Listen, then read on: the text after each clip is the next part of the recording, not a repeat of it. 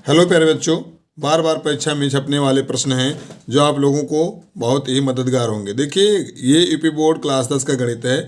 ये 2025 का set number 3 है। देखिए, पहला क्वेश्चन लिखा आपके सामने कि यदि tan थीटा बराबर 3/4 तो cos थीटा का मान क्या होगा। देखिए, आप लोगों के सामने 4 ऑप्शन दिए हुए हैं, इनमें से आप भी लगाइए और मैं आपको बताता हूं इसका आंसर क्या है। आप लोग एक कॉपी और एक पेन ले लीजिए, उसमें सब लिख के सब प्रश्न के उत्तर लिखिए। बाद में आप लोग कमेंट करके बताइए कि कितना क्वेश्चन मेरा सही है। अगर आप सही से वीडियो देख रहे हैं तो 20/20 यानी 20 में 20 आप पा सकते हैं। देखिए, क्वेश्चन लिखा हुआ है कि tan थीटा बराबर 3/4 तो cos थीटा का मान ज्ञात कीजिए।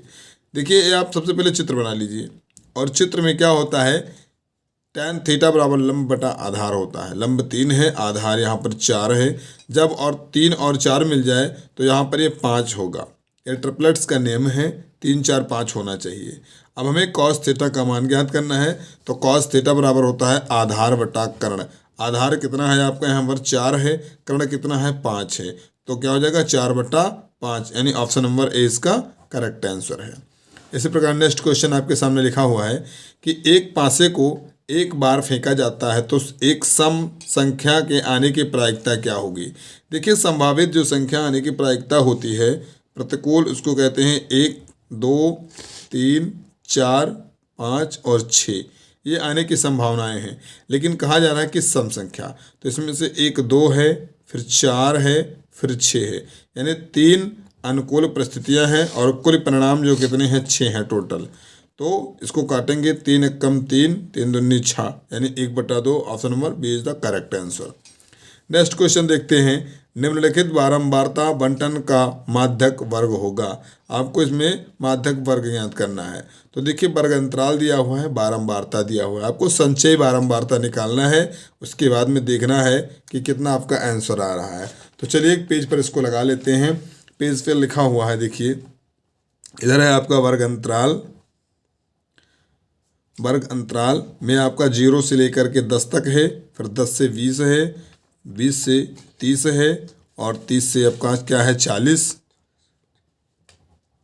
40 से 50, ये आपके वर्ग अंतराल हैं। और इधर आपका जो है वो क्या है, बारंबारता है। बारंबारता बारंबारता आपका 7 है, 8 है, उसके बाद 15, 10 और 5 है। देखिए, संचयी बारंबारता निकालते हैं हम। संचयी बारंबारता में क्या होता है, पहले संख्या ऐसे लिखेंगे, फिर इसको और इसको जोड़ेंगे तो ये 8 और 7 हो जाएगा 15, 15 में 15 जोड़ेंगे तो 30 हो जाएगा, 30 में 10 जोड़ेंगे तो 40 हो जाएगा, और 40 में 5 जोड़ेंगे तो 45 हो जाएगा। और पूरा अगर हम योग देखेंगे तो सिग्मा एफ बराबर आता है 45, और माध्य जो होता है वो क्या होता है, सिग्मा F/2, यानी 45/2। 2 से काटेंगे तो ये 22.5 हो जाएगा। अब देखना हमको कि 22.5 किस ऑप्शन में आ रहा है। तो देखिए, 15 में आ नहीं सकता है, 30 वाले में आएगा, यानी इस वाले लाइन को हमको देखना है, ये वाली लाइन। इसमें हमसे पूछा क्या जा रहा है, पूछा जा रहा है कि माध्यक वर्ग, वर्ग कौन सा होगा। तो देखिए, जो वर्ग है ये 15 वाला इस साइड में 20 और 30 में आ रहा है, तो इसका करेक्ट आंसर जो होगा क्या होगा, 20 से 30। Option number C is the correct answer. Next question देखते हैं, लिखा हुआ है कि निम्नलिखित सारणी का बहुलक वर्ग क्या है। तो जो बारंबारता देखेंगे और जिस बारंबारता की सबसे अधिक संख्या होगी वही उसका वर्ग होगा। तो ये 2 है, 7 है, 11 है, 8 है, 6 है। देख रहे हैं ये 11 वाला सबसे अधिक बार है, तो इसका वर्ग बहुलक वर्ग क्या है, 10 से 15। Option number D is correct answer. इसी प्रकार नेक्स्ट क्वेश्चन देखते हैं। अगला क्वेश्चन लिखा हुआ है कि निम्नलिखित में से कौन सी घटना की प्रायिकता नहीं हो सकती है। देखिए, प्रायिकता घटना होना 0 से लेकर के 1 तक होता है, 0 और 1 के बीच में होती है।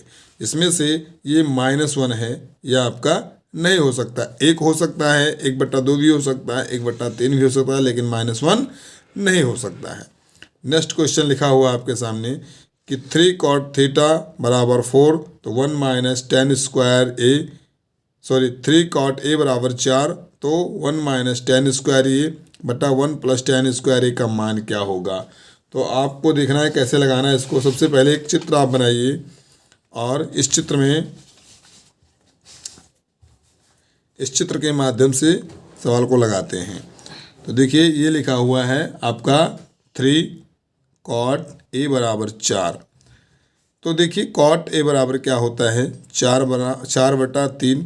काट बराबर होता है आधार बटा लंब। आधार कितना हुआ 4, लंब हुआ 3, और ये कर्ण क्या अभी हमने आपको बताया था 3 4 तो 5 होगा। ये हमें निकालना क्या है 1 - tan स्क्वायर a बटा 1 + tan स्क्वायर a।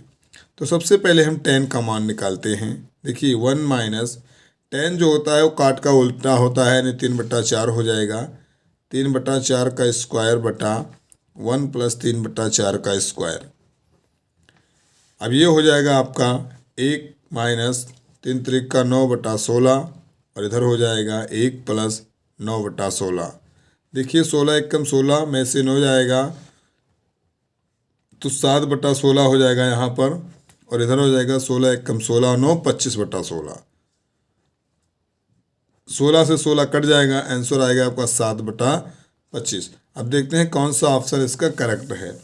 तो 7/25 option number A is the correct answer. इसी प्रकार नेक्स्ट क्वेश्चन देखते हैं, cos 60 अंश का क्या मान होगा। तो cos 60 का मान जो होता है वो 1/2 होता है। नेक्स्ट क्वेश्चन है 1 + cot स्क्वायर थीटा बटा 1 + tan स्क्वायर थीटा। तो देखिए इसको कैसे हल करते हैं। 1 + cot स्क्वायर थीटा बटा 1 + tan स्क्वायर थीटा। आप लोग भी साथ में सवाल लगाते रहिए, फिर लास्ट में बताइएगा कितना आंसर आपका सही आ रहा है और कितना गलत आ रहा है। देखिए कास को हम क्या करते हैं, कॉट को कास बटा साइन लिखेंगे, कास स्क्वायर थीटा बटा साइन स्क्वायर थीटा, और ये आपका है 1 + साइन स्क्वायर थीटा बटा कॉस स्क्वायर थीटा। हल करेंगे जब इसको तो ये मान होगा साइन एकम साइन, यानी sine square theta plus cos square theta बटा साइन स्क्वायर थीटा, और इधर होगा आपका कास एकम कास, यानी cos square theta plus sine square theta बटा कॉस स्क्वायर थीटा। देखिए ये cos square theta plus sine square theta बराबर 1 लिख सकते हैं, यानी ये होगा मान आपका 1 बटा साइन स्क्वायर थीटा, और ये हो जाएगा आपका कास ऊपर चला जाएगा कास स्क्वायर थीटा बटा 1, तो ये 1 से 1 कट जाएगा, कास बटा साइन हो जाएगा, यानी कि कास स्क्वायर थीटा बटा साइन स्क्वायर थीटा बराबर क्या लिख सकते हैं हम, काट स्क्वायर थीटा। यही आपका मान आ रहा होगा। देखते हैं कौन से ऑप्शन इसमें करेक्ट होते हैं। तो कॉट स्क्वायर थीटा कौन सा है, option number D is correct answer. Next question देखते हैं, लिखा हुआ है, देखिए 9 नंबर क्वेश्चन है, यदि एलसीएम दिया हुआ है 35 और 63 का 315, तो एचसीएफ 35 और 63 का ज्ञात करना है। देखिए हमने आपको ये कई बार बता दिया है, लेकिन इसमें भी बता रहे हैं कि अगर एलसीएम एचसीएफ दिया हो और 2 संख्याएं दी हो, इन चारों में से कोई एक पूछेगा आपसे और 3 आपको दे रखेंगे। तो देखिए इसका फार्मूला होता है एलसीएम गुणे एचसीएम बराबर पहली संख्या गुणे दूसरी संख्या। आपसे एचसीएफ पूछा जा रहा है तो आपको एचसीएफ बराबर क्या करना है, दोनों संख्याओं का गुणा करना है, यानी 35 गुणे 63, और बटे में एलसीएम लाना है। एलसीएम कितना है 315। काटेंगे इसको 5 से काटेंगे तो 5 सते 35, फिर इसको काटेंगे 5 छक्के 30, 5 ते 15, 63 से 63 को काट देंगे तो एचसीएफ कितना आएगा, एचसीएफ आपका आएगा 7। इसका answer number B is correct answer. इसी प्रकार नेक्स्ट क्वेश्चन लिखा हुआ है कि संख्याओं 12, 15 और 21 का एलसीएम क्या होगा। देखिए 12, 15 और 21, सबसे पहले आप लिखिए 12, फिर 15, फिर 21, इनका गुणनखंड कर दीजिए तो 2 दूनी 4 3 12, ये कटेगा आपका 3 गुणे 5 से, और 21 कटेगा 3 गुणे 7 से। आपको एलसीएम ज्ञात करना है। तो एलसीएम में क्या होता है, जो दोनों में तीनों में कॉमन उसको, उसके बाद जो बचे उसको गुणा कर देते हैं। तो देखिए यहाँ पर 3, यहाँ पर 3, यहाँ पर 3, 3 एक बार लिखेंगे, यहाँ से 4 बचा, और यहाँ से 5, यहाँ से 7। अब देखते हैं आंसर हमारा क्या आ रहा है। 4 तेईं 12, 12 पंचे 60 और 60 सत्ते 420। ये 420 आपका आंसर करेक्ट है। ऑप्शन नंबर देखते हैं कौन सा सही। Option number D is correct answer. Next question लिखा हुआ है कि अंडर रूट 2 और 2 माइनस अंडर रूट 2 का गुणनफल क्या होगा। देखिए सबसे पहले इसको दोनों का गुणा करेंगे, अंडर रूट 2, उसके बाद में आपका 2 माइनस रूट 2 है, इनका गुणा करेंगे तो ये गुणा हो जाएगा तो 2 रूट 2 हो जाएगा। और यहाँ पर रूट रूट का गुणा करने पर रूट हट जाते हैं, अंक लिखे जाते हैं 2। अब देखना है यहाँ पर 2 तो परिमेय संख्या है, लेकिन अंडर रूट 2 एक अपरिमेय संख्या है, इसलिए इसका गुणनफल क्या होगा, अपरिमेय होगा। गुणनफल जो है वो क्या होगा, अपरिमेय संख्या मिलेगा, अपरिमेय। यानी ऑप्शन नंबर इसका कौन सा है, ए नंबर करेक्ट। नेक्स्ट क्वेश्चन देखते हैं। बिंदुओं 2, 3 और 4, 1 के बीच की दूरी बताइए। देखिए बिंदु दिया हुआ है 2 और 3, दूसरा दिया हुआ है 4 और 1, ये 2 बिंदु दे रखे हैं और आपको दोनों बिंदुओं के बीच की दूरी ज्ञात करना है। यहाँ से लेकर के यहाँ तक की बीच की दूरी, यहाँ पर 2 और 3 है, यहाँ पर 4 और 1 है। तो देखिए फार्मूला जो होता है वो डी बराबर होता है under root x2 minus x1। x2 ये है, देखो x1 इसको कहते हैं, इसको हम x2 कहेंगे, इसको y1 कहते हैं, इसको y2 कहते हैं। तो x2 माइनस x1 यानी 4 माइनस 2 का square plus y2 minus y1 का होल स्क्वायर, यानी 1 में से 3 जाएगा फिर स्क्वायर कर देंगे। ये होगा आपका 4 में से 2 गया तो 2 का स्क्वायर प्लस माइनस 2 का स्क्वायर। तो देखिए ये आएगा आपका 4 प्लस 4 यानी 8 आएगा, और 8 का जब हम वर्गमूल लेंगे तो 2 अंडर रूट 2 आएगा। अब देखना ऑप्शन कौन सा इसका करेक्ट है, 2 रूट 2 यानी option number C is correct answer. इसी प्रकार नेक्स्ट क्वेश्चन है, क्वेश्चन नंबर 13 है। लिखा हुआ है कि यदि 5 सेंटीमीटर त्रिज्या वाले एक वृत्त के बिंदु बी पर स्पर्श रेखा पी क्यू केंद्र ओ से जाने वाले एक रेखा से बिंदु ओ पर इस प्रकार मिलती है कि ओ क्यू बराबर 12 सेंटीमीटर और पी क्यू की लंबाई क्या होगी। देखिए इसको हम कैसे लगाते हैं। सबसे पहले एक चित्र बनाते हैं यहाँ पर, उसके बाद इसमें जितना कहते हैं उतना हम लोग करते चलते हैं। इसमें लिखा हुआ है कि 5 सेंटीमीटर की त्रिज्या है। देखिए यहाँ से केंद्र मानते हैं और ये आपकी क्या हो जाती है, 5 सेंटीमीटर की त्रिज्या हो जाती है। फिर यहाँ से एक बिंदु होता है बाहर की, इसको हम कहते हैं पी बिंदु है, एक स्पर्श रेखा है और यहाँ से यहाँ तक रेखा खींची जाती है, इसका क्यू मान होता है। फिर आपको दिया गया है कि ओ क्यू, देखिए ओ क्यू की लंबाई 12 सेंटीमीटर है, ये 12 सेंटीमीटर हो गया, और यहाँ पर जो आपका होता है वो 90 डिग्री का होता है। फिर आपको ये पी क्यू की लंबाई पूछा जा रहा है, पी क्यू की लंबाई क्या है। तो देखिए पाइथागोरस प्रमेय का फार्मूला होता है कि ये आपका कर्ण है, यह आपका आधार है और ये लंब है। तो ओ क्यू पी का स्क्वायर बराबर 12 का स्क्वायर माइनस 5 का स्क्वायर, तो ये हो जाएगा 144, इधर हो जाएगा 25। अगर 144 में से 25 जाएगा तो 119 बचेगा। हमें क्यू पी स्क्वायर का मान मिला है, हमें क्यू पी का निकालना है, तो दोनों का रोड लेंगे तो ये अंडर रूट 119 आएगा। अब ऑप्शन देखना है कौन सा इसमें करेक्ट है, option number B is correct answer. इसी प्रकार नेक्स्ट क्वेश्चन देखते हैं। लिखा हुआ है कि चित्र डी ई समांतर है बी सी के, यदि ए डी बराबर 3 सेंटीमीटर और डी ई बराबर 4 सेंटीमीटर तथा डी बी बराबर 1.5 सेंटीमीटर और बी सी की माप क्या होगी। देखिए जब समरूपता आती है दो त्रिभुजों में तो इसका फार्मूला होता है कि ए डी बटा ए बी बराबर डी ई बटा बी सी।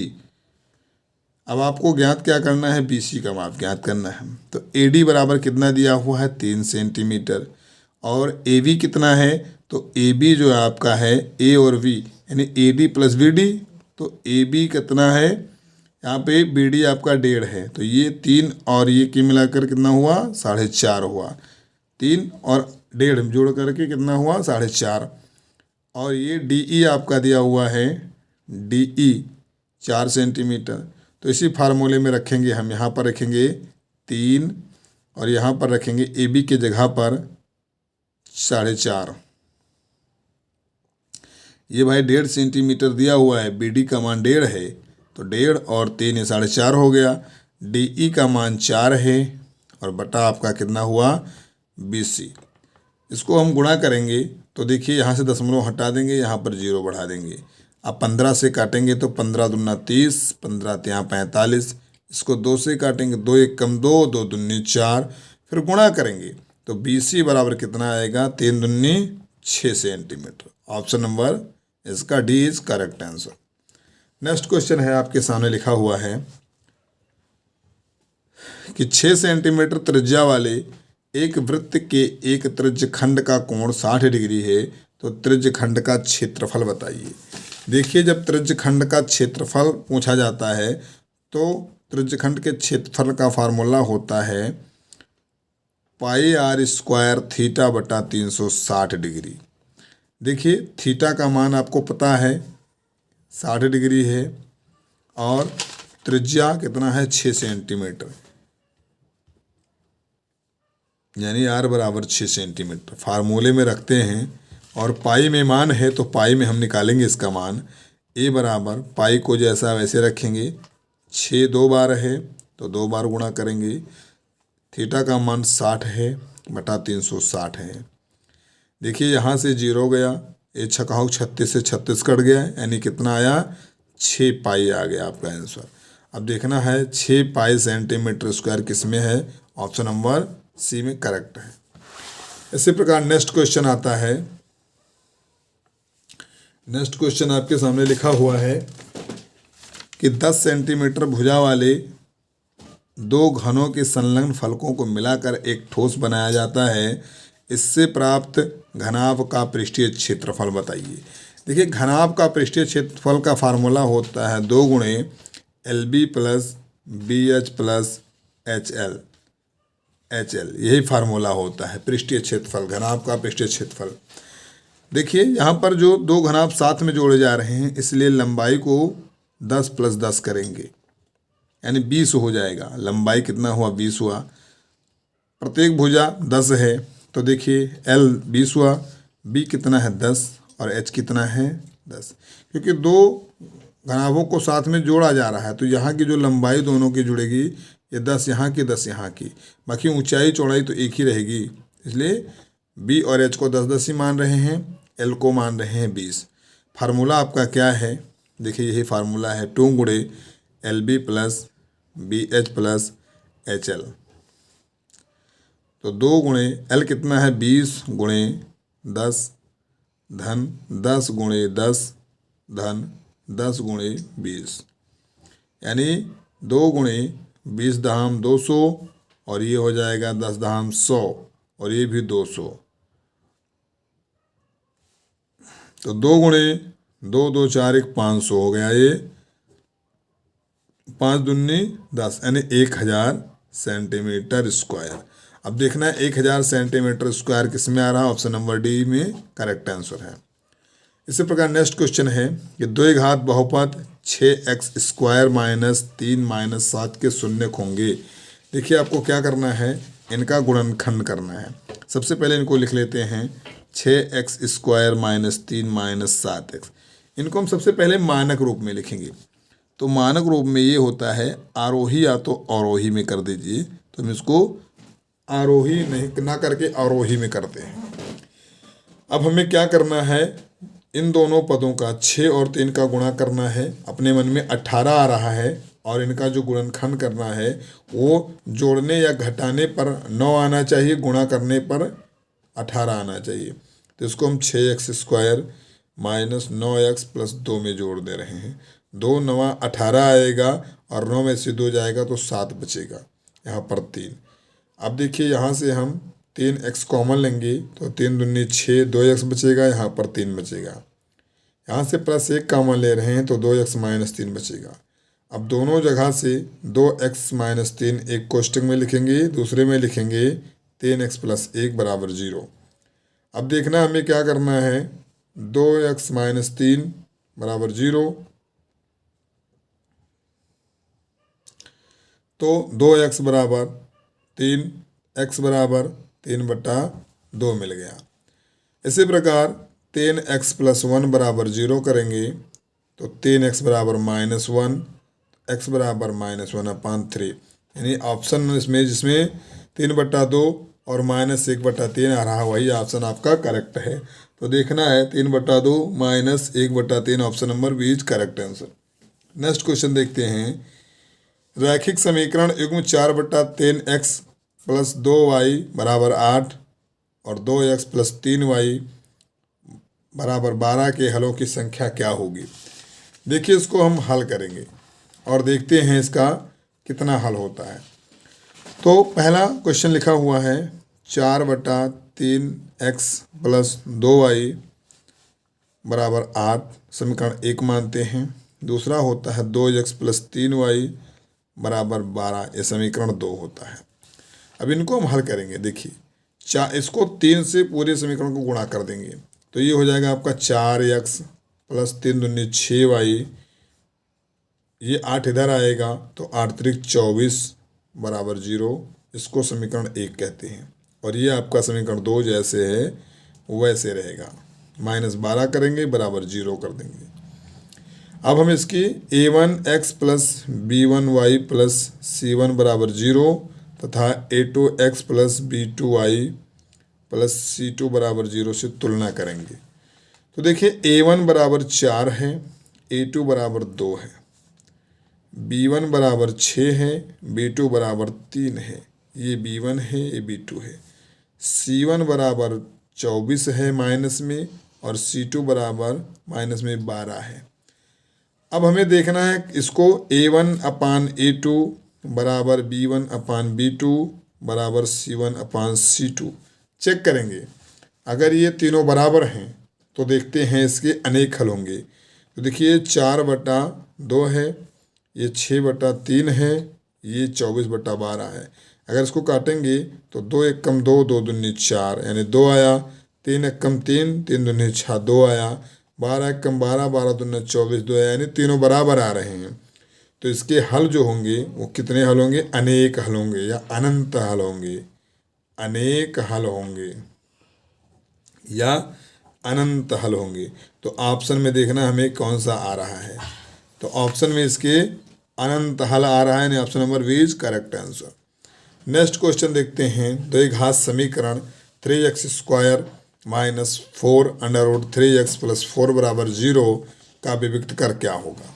देखिए हमको विविक्त कर ज्ञात करना है तो 3x² - 4 √3x + 4 बराबर 0 को लिख लेंगे। अब हमें विविक्त कर ज्ञात करने का जो फार्मूला होता है वो क्या होता है, d बराबर b² - 4ac, b² - 4ac बराबर 0। तो देखिए यहाँ पर जो है a कितना है 3 है, b कितना है -4 × √3 है और c बराबर 4 है। फार्मूले में रखेंगे तो b का मान कितना है -4 √3 का स्क्वायर करेंगे, -4 गुणे a और c। a कितना है आपका, a है 3 और c कितना है 4। देखना है ये हो जाएगा 4 चौको 16 और ये हो जाएगा 3 16 3 48 हो जाएगा, ये 4 चौको 16 3 48 हो जाएगा, दोनों का डिफरेंस 0 आएगा। विविध कर कितना आ रहा है 0। तो option number C is correct. Next question देखते हैं। एक समांतर श्रेणी दिया हुआ है 3, 3 + √2, 3 + 2 √2, 3 + 3 √2 का सार्वांतर क्या होगा।